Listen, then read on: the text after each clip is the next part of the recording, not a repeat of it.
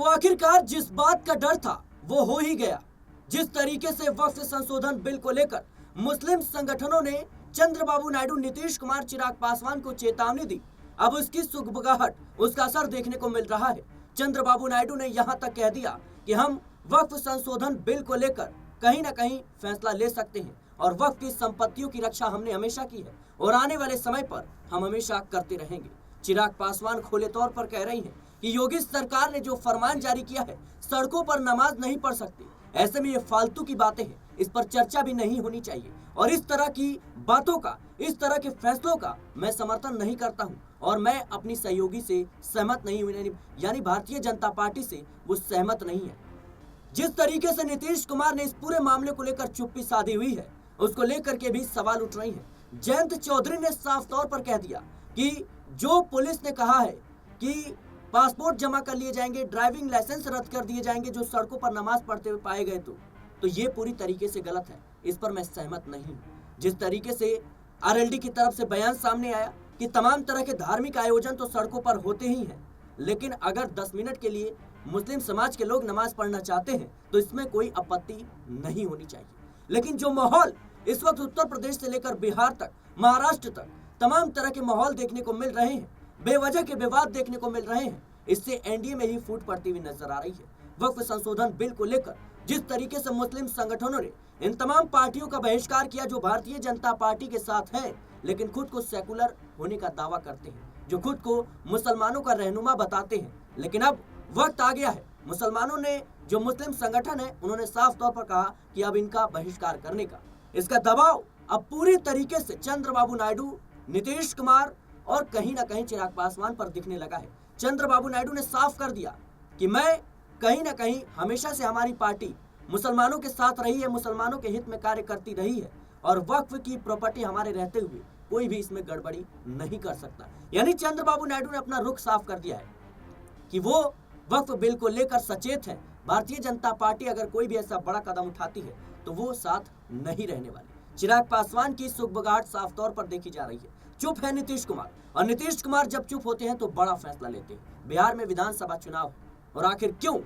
Chandrababu Naidu, Nitish Kumar, Chirag Paswan Bharatiya Janata party को आंख दिखाते हुए नजर आ रहे हैं। गृह मंत्री अमित शाह खुले मंच से कहते हैं कि बिल तो पास होकर रहेगा, लेकिन जिन बैसाखियों के सहारे इस वक्त मोदी सरकार टिकी हुई है, वो बैसाखी कहीं ना कहीं सरकार गिराने को उतारू हो गए हैं। मेरे साथ इस मुद्दे पर बातचीत करने के लिए अमन सर मौजूद है। सर, किस तरीके से इस बयान को देख रहे हैं? सड़कों पर नमाज से लेकर वक्फ संशोधन बिल,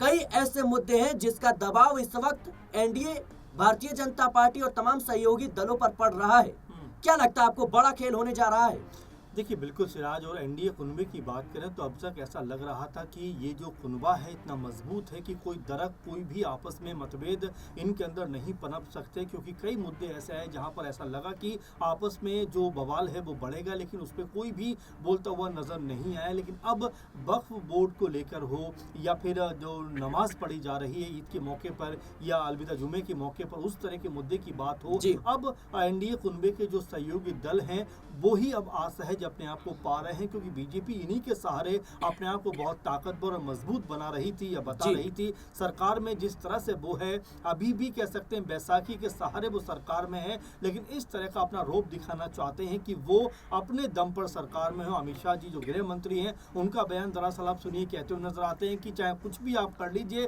वक्फ जो बिल है वो तो हम पास करवा के रहेंगे। लेकिन अब इसमें बड़ा कह सकते हैं कि घटनाक्रम बदलता हुआ नजर आ रहा है। राजनीति जो है अब अपने उबाल पे आती हुई दिखाई पड़ रही है, क्योंकि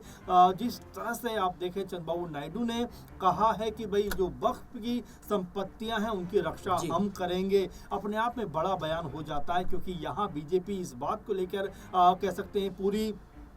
उम्मीद लगाए बैठी है कि चंद्रबाबू नायडू उनका साथ देंगे। लेकिन यहाँ पर जिस तरह से उन्होंने अपना रुख दिखाया है, उससे ऐसा लगता है सिराज कि यहाँ एनडीए कुनबे के अंदर अब बड़ी दरार पड़ने वाली है। वक्फ मामले को लेकर संसद में पेश होने वाला, लेकिन उससे पहले जिस तरह से अब आपस में जो कह सकते हैं एनडीए कुनबे के आपस में जो बयान निकल कर सामने आ रहा है और जिस तरह के मतभेद दिखाई पड़ते हैं, वो ये बताने के लिए काफी हो जाता है कि बीजेपी अब बैकफुट पे आती हुई नजर आ सकती है। इससे एक कदम कदम और आगे बढ़े तो जयंत चौधरी पूर्व पश्चिम उत्तर प्रदेश के बड़े नेता माने जाते हैं और बीजेपी के सहयोगी पार्टी इस समय है, लेकिन जिस तरह से दो मौके पर खुलेआम तौर पर उन्होंने अपनी ही कह सकते हैं कि सहयोगी पार्टी बीजेपी के खिलाफ हमला बोला। इससे पहले कांवड़ यात्रा के दौरान जब कहा गया था कि भाई जी जो मुस्लिम दुकानदार हैं, जो मुस्लिम दुकानें लगाते हैं, वो अपनी नेम प्लेट लगाएं, उसको लेकर जयंत चौधरी ने कहा था कि ये कौन सी राजनीति, ये कौन सा तरीका है, सदियों से हमारे यहाँ ये सब परंपराएं होती रही हैं,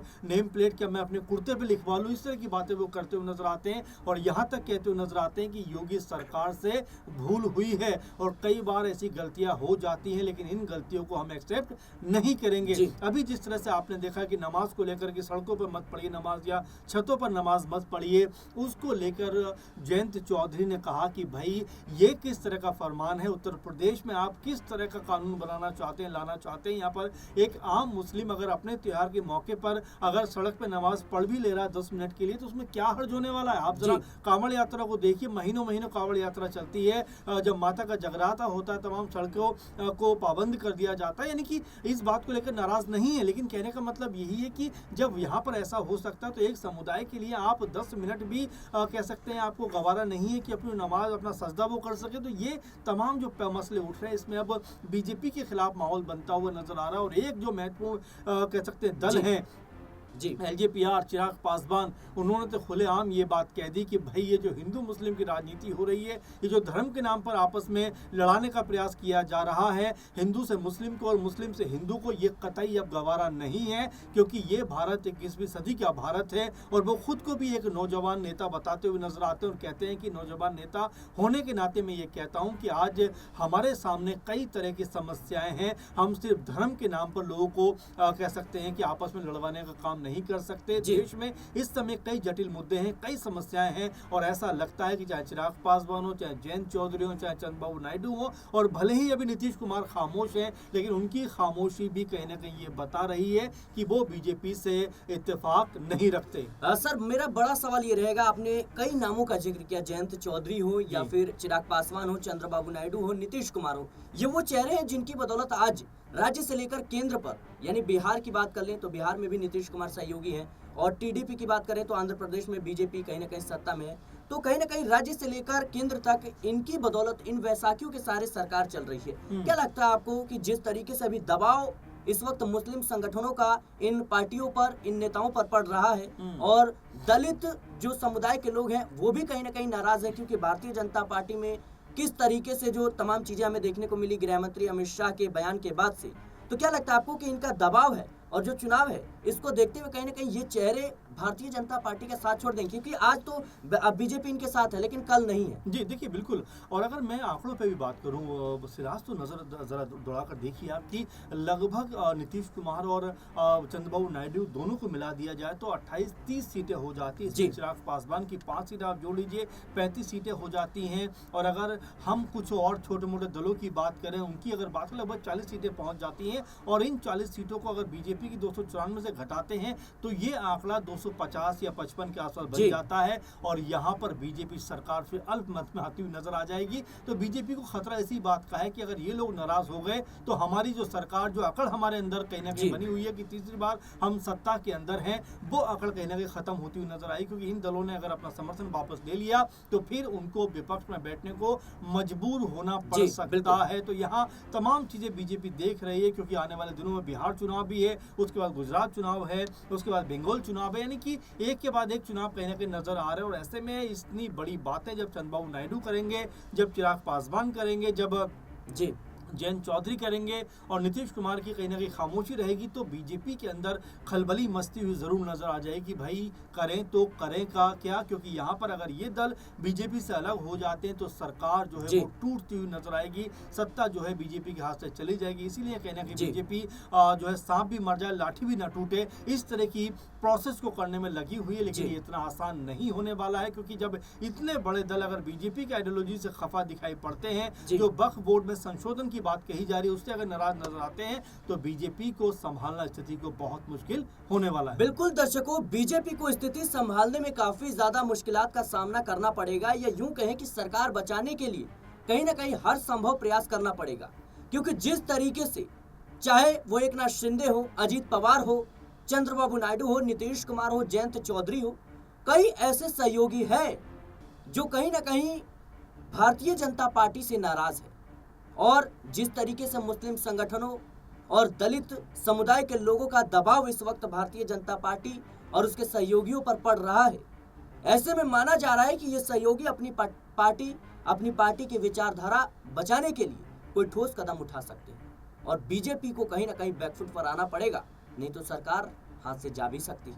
फिलहाल इस मुद्दे को लेकर आपकी क्या राय है, हमें कमेंट बॉक्स में जरूर बताएं। देश और दुनिया की तमाम खबरों के लिए बने रहें नेक्स्ट 9 न्यूज के साथ।